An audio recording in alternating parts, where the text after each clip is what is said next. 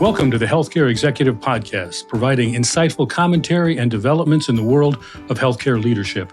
To learn more, visit ache.org. I'm Carl Moronich, and with me is Dr. Matthew Montoya from Johns Hopkins University, where he leads graduate programs in systems engineering and healthcare systems engineering. In addition, we're joined by Dr. David Rastall, also from Johns Hopkins University, where he is an AI leader and founder of the Max Lab. His work examines how AI systems behave in real-world clinical settings and focus on safety, implementation risk, and performance. This esteemed pair joins us today for a conversation on AI-enabled health systems and what it takes to design, implement, and scale AI safely and effectively across modern healthcare organizations. Doctors, welcome to the podcast. Glad to be here. Thank you. It's an honor to be here. Well, we appreciate that. And David, I think I'm going to start with you. Healthcare leaders are being pulled in every direction when it comes to AI right now, from vendors, boards, regulators, clinicians. From your experience, what is the single biggest misconception leaders bring into that conversation, and why does it matter so much? I think a lot of leaders are finding themselves in a really difficult situation right now, because if they act too quickly without knowing how to successfully deploy AI systems, they can put their health system at risk. But if they act too slow, they're losing the competitive advantage to their competitors. And so it's really important at this moment to understand artificial intelligence. And I think the single biggest misconception is that treating this like any other technology. If you treat AI like an MRI machine, you can spec it, install it, and it performs the same way over time. And how it performed in someone else's healthcare setting is roughly how it will perform in yours. But AI is not like that. AI behaves differently depending on the workflow, the data that's going into it, and even the incentives and the people around it. And it changes those things as well. So it needs to be treated differently than other technologies. And Matt, both of you come from Johns Hopkins, one from systems engineering, one from patient safety. How did these two different disciplines end up looking at healthcare AI and arriving at the same conclusion? We actually have a third partner who looks at the financials and ROIs as well. And all three of us came to the similar conclusions. And the way that I like to approach things, and I think David and Mike as well, is we look at first principles.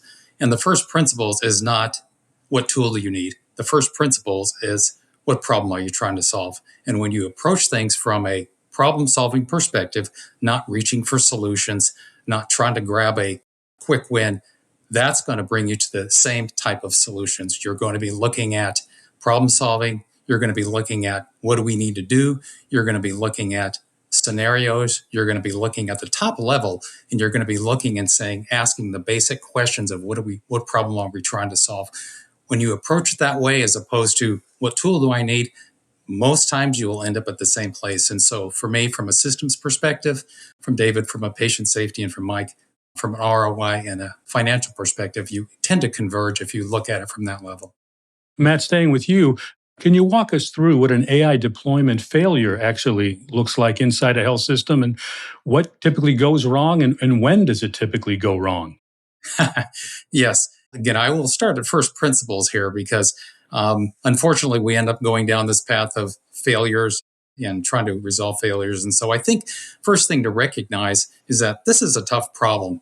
And as you start looking at healthcare, there are a lot of swim lanes. There's lots of things that need to be done, lots of different incentives, as well as, again, first principles perspective. Anybody's ever heard of the term entropy?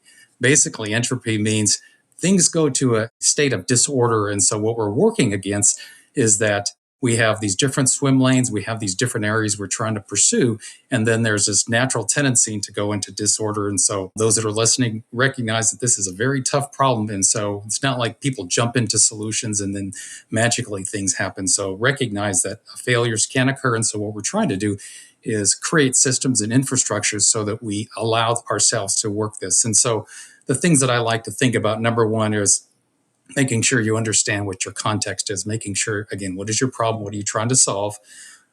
Look at scenarios and use cases, because what we're trying to do is get on the same page. And so if you can look at scenarios and use cases and see where everybody's role is, what they're trying to do, what they're trying to accomplish, what functions they need to perform, and then also who are those stakeholders that need to be involved. So that's kind of the general principles that I follow. And so let's just say, for example, and again, I'll just do a quick one here. For example, let's just say there's a sepsis detection that you may want to implement. That's something that I think a lot of people are trying to pursue. There's measures and metrics that you can look at, but if you don't look at it in terms of who are the stakeholders, how they're involved, what metrics they're looking at, what scenarios they actually are trying to figure out, then you're going to have a whole lot of failures because you end up having gaps. The executives may not know what the clinicians may want, and then those that are actually working on other levels may not understand what the others want. And so when a tool is introduced, you got to make sure that you are all on the same page. The stakeholders are understanding the context, they understand the scenarios. And so when you start evolving this, you evolve it together. And so that's very, like I say, my earlier comment, it's very common for things to devolve because there's so many competing forces as well as the idea of entropy. And so that's a specific example. But again, you could walk down many swim lanes and give those examples. What do executives most consistently underestimate, and what are the consequences when they do? There's many swim lanes that one can go down. And so one of the things I do want to comment on is David and I and Mike, we look at these things from different lenses. And so as we kind of dive down into my systems lens, I think of things in terms of time, capacity, performance, value, risk, and culture. And so a lot of those have, I'll just call them a little bit hard, I'll call them hard metrics that you can look at. But one of the areas that is the one that really impacts things is the idea of culture. And so that's difficult to quantify. And so when you start thinking about culture, there's alignment. And then when you have alignment, there's alignment with different levels of the organization. And so if there's differences in terms of philosophies, differences in terms of the way one wants to approach it, different levels and understanding of where people want to go with this certain technology, there can create issues. And so making sure that culturally people are aligned. And then another angle with that is the idea, and I'll call it the adoption spectrum. When we introduce new tools and new capabilities, there is always the spectrum within the culture where someone who's very into technology, they're very excited about technology and they want to introduce it quickly. There's others on the other side of the spectrum may not be as enthusiastic about introducing the new technology. And so the culture and making sure that people are aligned in that way is important. When you think about it from that perspective, you can get a sense, again, my foundational areas in terms of stakeholders, context, and scenarios. If you can find that culture, find that alignment, and see where everybody can work together, those are the kind of things we need to look at. So if one can understand the culture, again, part of the system is the culture, you can get a sense of how things can move forward and how quickly and in which direction. Speaking of culture, one of the things that seems to have crept into culture all around is speed. And when it comes to Yes. healthcare, executives are under extreme pressure to move fast on AI. How would you counsel executives who feel they can't afford to slow down long enough to do systems analysis that you're describing? That is all too common incident. I've worked on this for years. Quite literally, I've worked in systems in different areas for 4 decades at least. And so it doesn't matter if it's healthcare or if it's aerospace, it doesn't matter what it is. There's that pressure to be able to introduce new technologies. And I always reckon back to an old commercial back in the 1970s. There was a commercial that said, "You pay me now or you pay me later." And I don't remember what they were advertising, but that stuck with me. And so as I've worked systems for these several decades here, I've seen that in all the areas here. And so part of, I think, what comes to mind when people want to do systems analysis, they may view it as some version of a bureaucratic gate or some time of friction that won't let us get there in time. But really what it is, it allows you to further synthesize and understand what problem you're trying to generate, what kind of stakeholders you need, what kind of scenarios you need. And by doing that, you're actually creating an environment where you will be successful. You may have heard the term rushing to failure. And so part of what you want to avoid is rushing to failure. And so if you want to move systematically, it allows you to build that analytical infrastructure to understand your workflows, to understand the stakeholders, to understand who actually needs to be involved. If you don't, there will be, I guarantee it, rework. And so I've worked in many industries, and many times I've had people come back and say, "Yes, you were right. I should have taken the time early on to do the systems analysis because we are whatever, 3 years down the road and we're nowhere. So let's go back and do it right. So the pay me now, pay me later, it has to be done. You have to do the systems analysis. You have to understand the organization. You have to understand the workflows and the construction and the stakeholders, because if you don't do that, you won't map it out well. And then the tool or capabilities you bring forward is just not going to work. You draw a distinction between deploying AI and engineering AI into a system. What does that difference look like in practice? Great question. I appreciate that, because there's nuances here, and we often use language, and there's nuances in terms of these terms like deployment and engineering. And so, first of all, first principles again here is making sure language-wise we're talking the same thing. So sometimes when people think in terms of systems, they think of maybe a device, and so maybe an echocardiogram and that kind of thing. But when I talk about systems, there's something called a system where you're looking at multiple complex devices working together. You can think of something like an ER, and there's multiple complex devices. And then you're looking at an enterprise system. And then within an enterprise systems, there are people, processes, and sometimes we refer to them as ecosystems. And so when I talk about deployment versus engineering, recognize, first of all, I'm talking about the larger ecosystem and an enterprise system and putting something in there, so that, which includes these basics that I was talking about, the scenarios, the stakeholders, the technology, and making sure we understand the context. So thinking about deployment, the way that I think about deployment is the idea is that you're putting a capability, you're putting a technology into a swim lane and moving out. In a sense, you're just deploying it in a certain area.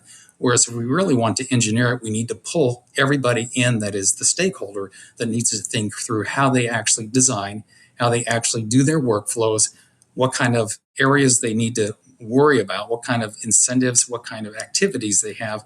So when we actually work on the enterprise, the ecosystem, we've included all those factors, as opposed to just taking a tool, put it in one thread, and then seeing how it goes. And so when that happens, oftentimes it is just either people will develop it, put it in that swim lane, and then in a sense, people will be asked to use it. And over time, people will develop workarounds. They may not want to work with the tool anymore.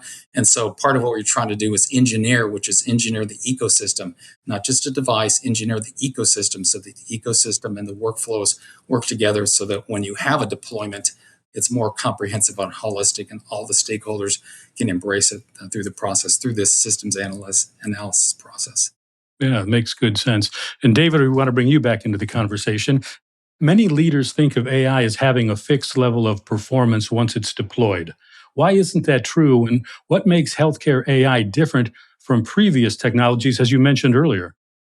This is a fantastic point.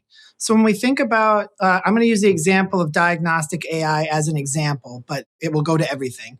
So for instance, in a traditional diagnosis, like a lab test or something that you're doing, you can measure how well it performs over a certain population, and that is how well it will perform for you. But what we found working with some of the first approved AIs is that's not the case. So in 2018, the very first AI received FDA approval that was able to diagnose diabetic retinopathy without a doctor in the loop. It was a completely autonomous AI system. And it performed phenomenally well. And it was tested here and it was tested other places. And the remarkable performance of that kind of made us assume that this was going to become like the way this was done across the United States because it works so well. But we're now, 5 years out. And even though the market share for other imaging technologies has grown substantially, it's actually decreased for this technology. And what we found out was that was because, unlike traditional technologies like a blood assay or any other test where it's just a chemical reaction, the performance of an AI depends on the data coming into it. And so what had happened, and the reason that ophthalmology even was the first, is in different health systems, there's different cultures like Matt was talking about. And ophthalmologists are very precise people because they have to fit glasses. So they're people that, if you're working, I work with ophthalmologists, I work with ED doctors. If you're with an ED doctor and the picture is good enough to make the diagnosis, you're done. If you're working with an ophthalmologist and they take that retinal photo and it's a little smudgy, even if you can see everything perfectly well as a doctor, retake that photo. That photo is low quality. So that culture of perfection that had been developed in ophthalmology was inherited by both where it was tested and the data that it was trained on. And that's what translated to such a high early performance. As soon as you took that from either an ophthalmology clinic or a primary care clinic where there was a study on how good this AI is working going on and put it in a regular primary care clinic without a dedicated revenue stream to pay for a big staff to make sure this is being done just correctly, but loading this on to a busy nurses doing everything else already, what you found was human behavior changed. The nurse's priority was to get the patient through. The quality of the images dropped off, and therefore the diagnostic quality of the AI dropped off. So the core concept is very similar to what Matt's saying, is that AI is not just a single technology that performs a single way. AI is shaped by the data that goes in. AI reshapes human behavior, and human behavior determines what data goes in. So executives should think of AI less like an isolated technology and more like AI plus the environment you're putting it in as a unit.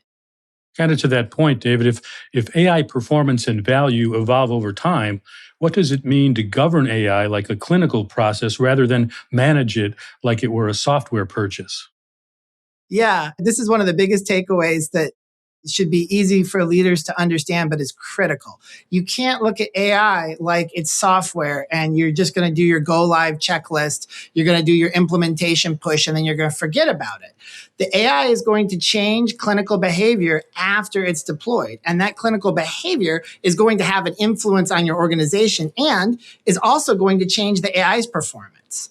And so you need to treat it more like if you were expanding and hiring a brand new specialist if you were opening an oncology center and you were hiring a bunch of oncologists, obviously, the oncologists are going to be influenced by your healthcare organization, and your healthcare organization is going to influence those oncologists. And we should think of AI more like that. And so if nothing else, you need to take measurements over time, like Matt was talking about, and think about what are the key things that our vision of our organization cares about. And now that we've deployed this AI, are those improving or are there problems? You're making the point that clinician behavior isn't just affected by AI, it actually becomes part of the AI system. What do you mean by that, and why should executives care about that? Yeah, this is critical. People like to toss out a lot of somewhat confusing buzzwords. You hear about data shift and data drift, and you hear about automation bias and various other things.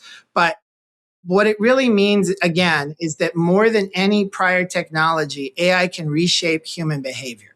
And that can be good or that can be bad. But if you don't consider it, as Matt pointed out, it will be bad.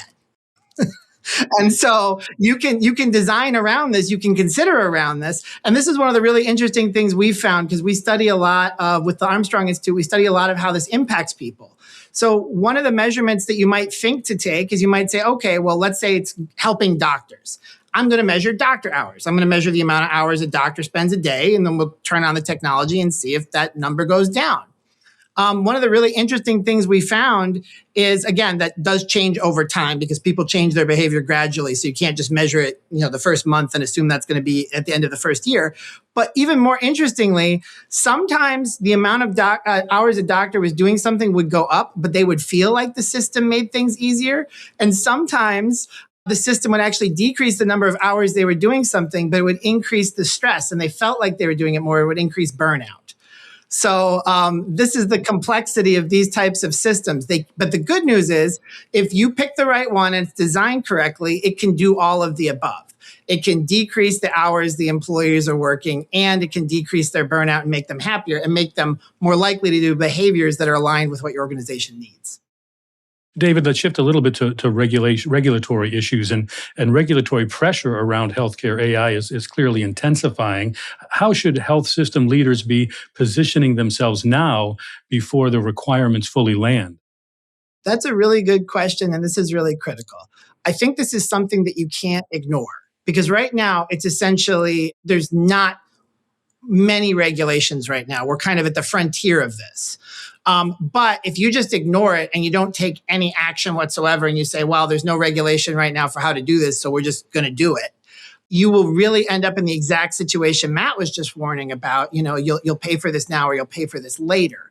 what I would really encourage is for health executives to get some education on this, and then use that and do current best practices, even if they're not necessarily required, because that future proofs everything. And then when regulations hit, they're the leaders in this area, and also they've done the best practices. So I think before all these regulations hit and formalize exactly what's being required, the healthcare systems that take the initiative to do this correctly, both getting education and then implementing it, will be the ones that aren't caught flat-footed when the regulations hit, or even worse, that have a patient safety event, which ends up really damaging their brand permanently. Healthcare AI investments often arrive at the board with ROI projections built on time savings and vendor benchmarks. Your colleague, Michael McShay, who was referenced a little earlier, has argued that time saved is not the same as money captured, and that AI is fundamentally different from prior technologies because it adjusts to the clinical environment it enters, meaning ROI from one institution may not be transferable to another, as was mentioned earlier. What should C-suite leaders and boards be demanding differently when they evaluate an AI business case? That's a really good point. So just like how we were talking about the clinical behavior, the safety and so forth, and the diagnostic accuracy of an AI isn't fixed. It's a product of the AI and its environment. The same is true for ROI.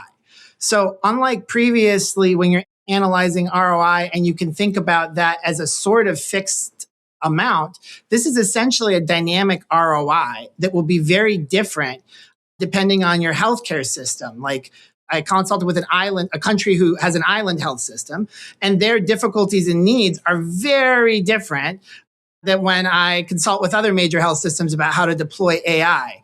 The biggest thing is that previously we've already learned from things like the EHR, and Matt McShay pointed this out. In the era of the EHR, there was an idea of, well, look, this study shows that doctors work 3 less hours a day, so you can multiply that by the amount you're paying your physicians, and then that's your savings. But when the EHR was deployed, the fact that it saved that time did not immediately go over into ROI because that time was distributed elsewhere. So that concept remains, but the unique concept to AI, again, is that the ROI will be genuinely a product of both the healthcare system it's deployed in and the AI, and it will not generalize for every AI system and every AI model and every AI system. It will not generalize. It will be very specific to your needs, what your organization needs. And again, the example being that an island health system where there's one doctor, there's one neurologist on one island, on another island, there's no neurologist, et cetera, had very different needs than most of the health systems I was addressing. And finding the right AI that addressed those was critical and fantastic for them. Well, David, I'll address this one to you as well. But Matt, hang on, because I'm going to come back to you in a second. David, beyond financial returns, durable AI value has to reach patients, clinicians, and the Institute's mission as well. How do you think about what the broader value actually looks like, and how do you know when you've achieved it? This is actually the most essential thing of all of this is we need to look at this from everyone's perspective and how the AI is going to impact them and what the value it's bringing to the organization is.